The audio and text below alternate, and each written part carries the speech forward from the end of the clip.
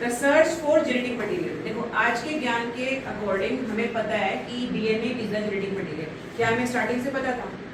इधर देख लो, ठीक है, नहीं पता था ना, शुरुआत में तो नहीं पता।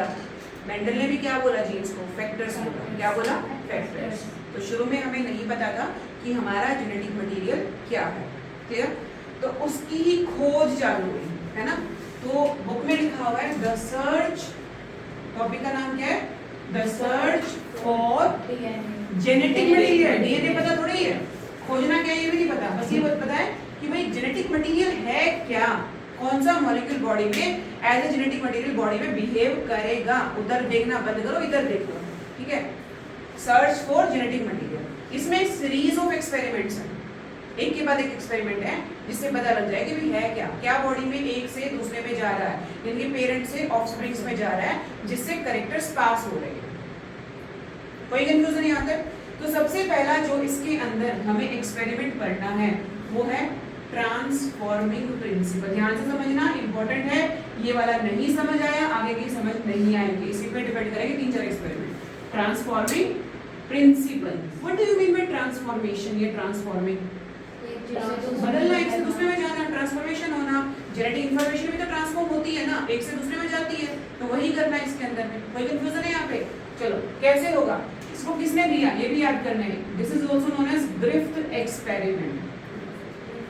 ग्रिफ्थ एक्सपेरिमेंट क्या बोलेंगे इसको? ग्रिफ्थ। इसका ईयर था बेटा, क्योंकि मुझे कभी याद नहीं होता, 1926। कब है? 1926। अच्छा, कोई भी एक्सपेरिमेंट करो आप तो उसमें क्या चाहिए आपको? समान। क्या समान? व्हाट समान यू नीड? ऑर्गेनिज्म चाहिए, है ना, लाइव स्पेसिमेन चाहिए होते हैं यदि आपको ट्रांसफॉर्मेशन करके देखनी है तो, ठीक है। तो यहाँ पे हमारे पास स्पेसिमेन्स आ गए। क्या है? स्पेसिमेन। लाइव स्पेसिमेन के नाम पे दो चीजें ली उन्होंने, एक तो लिया बैक्टीरिया। क्या लिया? बैक्टीरिया। बैक्टीरिया, बैक्टीरिया का नाम क्या था? स्ट्रेप्टोकोकस न्यूमोनिये। क्या नाम था? स्ट्रेप्टोकोकस न्यूमोनिये, ऐसा बैक्टीरिया जो न्यूमोनिया कोज करता है, स्ट्रेप्टोकोकस न्यूमोनिये। अब इस स्ट्रेप्टोकोकस न्यूमोनिये के दो स्ट्रेन थे। कितने स्ट्रेन थे? दो। पहले स्ट्रेन का नाम है एस स्ट्रेन। क्या नाम है? एस से मतलब है स्मूथ, और ऐसे बैक्टीरिया की कॉलोनी को बोल दिया स्मूथ कॉलोनीज। क्या बोल दिया? Smooth colony. दूसरा जो है दैट इज आर स्ट्रेन। क्या है ये? यानी कि रफ कॉलोनीज। क्या जाएंगी? Rough colony. स्मूथ, स्मूथ क्यों है? क्योंकि बैक्टीरिया के ऊपर एक कोट है पॉलीसेकेराइड्स का, शुगर का। अब इस पे कोट नहीं है, किसको मारना आसान है? बिना कोट वाले को कि कोट वाले को? कोट वाला कोट नहीं, कवरिंग इज द कोट। बिना कोट वाले को मार देंगे, ये सही है।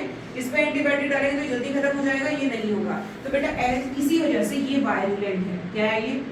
वायरुलेंट मतलब जो डेथ कोज कर दे, जो डिजीज कोज कर दे, जो खतरनाक वाले डिजीज कोज कर दे। उसमें क्या होगा, कई बार क्या होता है, सुना भी होगा, एक बीमारी हुई और एक बंदा लोटे में हरिद्वार निकल गया, लेकिन दूसरा ही ठीक है, हॉस्पिटल गया, थोड़े बहुत सिम्टम आए, खांसी जुकाम या कुछ भी हुआ और घर आ गया। कोविड में देखा ना आपने, ऐसा क्यों हुआ? तो दोनों एक ही डिजीज थी। एक तो पहला तो फंडामेंटल है, इम्यूनिटी की बात है। दूसरी बात कि वो कौन से वाला वायरस था, कौन से वाला बैक्टीरिया था, उसका स्ट्रेन कैसा था। हर बार स्ट्रेन अलग अलग तरह के होते हैं, एक होता है वायरुलेंट, एक होता है नॉन वायरुलेंट। तो this is non virulent and this one is the virulent. तो एक स्पेसिमेन तो उन्होंने लिया बैक्टीरिया। अब सबसे ज्यादा एक्सपेरिमेंट हम किस पे करते हैं? चूहों पे। चूहों पे कोई भी चीज टेस्ट करनी होती है, वी गो फॉर माइस, ठीक है। So the next specimen is mice. चूहियां बर्बाद कर दी हमने यहाँ पे, ठीक है। अब कैसे करेंगे ध्यान से देखो, ग्रिफ्थ ने क्या किया, कैसे किया, वो ध्यान से देखो। कोई कंफ्यूजन? ठीक है, अब इधर देखो, इसको थोड़ा सा इधर कर दे बेटा, घुमा दे ऐसे, बस डन। अब इधर देखो क्या हुआ। एक्सपेरिमेंट के दौरान क्या किया, ध्यान से समझना। एस स्ट्रेन को, किसको? उन्होंने माइस में इंजेक्ट कर दिया। किसमें इंजेक्ट कर दिया? स्मूथ कॉलोनी कैसे थी? वायरुलेंट। तो बेटा चूहियां की जान निकल गई, माइस डाइड ड्यू टू निमोनिया। फिर उन्होंने क्या किया? आर स्ट्रेन, इसको इंजेक्ट किसमें किया? माइस में। अब माइस क्या है? लाइव, जिंदा, मरी तो नहीं बेचारी, थोड़ा बहुत हुआ होगा जो हुआ होगा। फिर उन्होंने क्या किया, हीट किल किया। क्या किया, हीट किल। किसको हीट किल किया, एस स्ट्रेन। किसको किया, एस स्ट्रेन, मतलब इन बैक्टीरिया को हीट दिखाई, उन्होंने मार दिया। इन मरे हुए बैक्टीरिया को इंजेक्ट किया माइस में, क्या माइस मरेंगे, नहीं मरेंगे, माइस लाइव। हीट की वजह से ये बाहर वाली आउटर लेयर चली गई है। कह सकते हो आपके जो बैक्टीरिया वो खत्म हो चुके हैं, बैक्टीरिया जो वो आपके खत्म हो चुके हैं। क्लियर। अभी उसके बाद क्या किया इन्होंने, एस स्ट्रेन जो कि हीट किल्ड वाले थे, कौन से थे, हीट किल्ड, और दूसरा ले लिया आर स्ट्रेन। क्या ले लिया, आर स्ट्रेन। इसको मिक्स किया, इस पूरे को माइस में इंजेक्ट कर दिया, और ड्रिफ्ट क्या देखते हैं, वो देखते हैं कि बेटा चुहिया की जान फिर से निकल गई, माइस डाइड। अच्छा मुझे एक बात बताओ, क्या एस स्ट्रेन जो हीट किल वाला था, चुहिया मर रही थी, नहीं, आर स्ट्रेन से मर रही थी, नहीं। अब क्यों मरी, दोनों हाँ, तो फिर क्या हुआ, ऐसे कैसे मर सकता है कोई, टाइम आ गया टाइम आ गया था, माइस का टाइम आ गया था, टाइम को ना यार मुंह देख के हो गया। एस स्ट्रेन में एस स्ट्रेन तुमने खत्म कर दिया, इसकी जेनेटिक इंफॉर्मेशन तो है इसमें,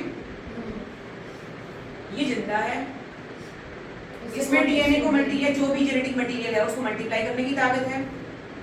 इसमें एक जीन है जो आर स्ट्रेन में गई, आर स्ट्रेन और एस स्ट्रेन में डिफरेंस क्या है, कोटिंग का, वो जीन जो कोट बनाती है ना, उसको बना दिया और आर स्ट्रेन को ट्रांसफॉर्म कर दिया, क्या कर दिया, किसमें ट्रांसफॉर्म कर दिया, एस स्ट्रेन में ट्रांसफॉर्म कर दिया। एस स्ट्रेन से तो मर रही थी चुहिया, ट्रांसफॉर्मेशन हुई कि नहीं हुई, ग्रिफ्ट बाबा ने हमें क्या बताया, there is something that is going to be transformed, जो कि चेंज कर रही है आर स्ट्रेन को एस स्ट्रेन में, लेकिन ग्रिफ्ट से चूक हो गई, उन्होंने ये नहीं बताया कि ट्रांसफॉर्मेशन हुई किसमें।